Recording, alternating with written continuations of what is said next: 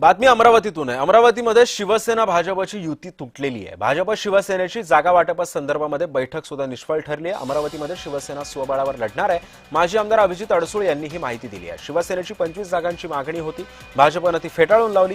भाजप 70 ते 19 जागा देण्यास तयार होतं, मात्र संजय राठोड यांनी हा प्रस्ताव फेटाळून लावला। या संदर्भात अधिक माहिती जाणून घेऊयात। माझे सहकारी सुरेंद्र आकोडे सध्या आपल्या सोबत आहेत। सुरेंद्र, नेमका काय प्रकार चाललाय अमरावतीमध्ये? शिवसेना स्वबळावर लढायचं म्हणतेय, एकीकडे शिवसेना भाजपची युती सुद्धा तुटल्याची शक्यता आहे। शिवसेनेनं 25 जागांची मागणी भाजपकडे केली होती आणि त्या सुद्धा जागा फेटाळून लावल्यात।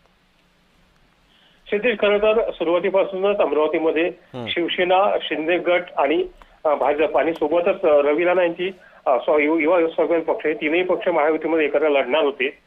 मात्र जर बघितलं तर काल रात्री उशिरापर्यंत बैठकी चालल्यात। सुरुवातीला सकाळी 10 वाजता या दरम्यान अमरावतीच्या हॉटेल ग्रँड मैफिलमध्ये बैठका चालल्या। या बैठकीमध्ये जर बघितलं तर दोन्ही पक्षाचे पदाधिकारी एकत्र होते। ती बैठक अखेर निष्फळ ठरली। त्यानंतर संध्याकाळच्या वेळी संजय राठोड जे आहे ते मंत्री, ते अमरावतीच्या ग्रँड हॉटेल मैफिलीमध्ये पोहोचले। कॅप्टन अभिजित अडसूळ जे आहे ते शिंदे गटाचे माजी आमदार, ते देखील या ठिकाणी पोहोचले। दोघांना नेत्यांमध्ये आणि स्थानिक काही पदाधिकाऱ्यांमध्ये चर्चा चालली।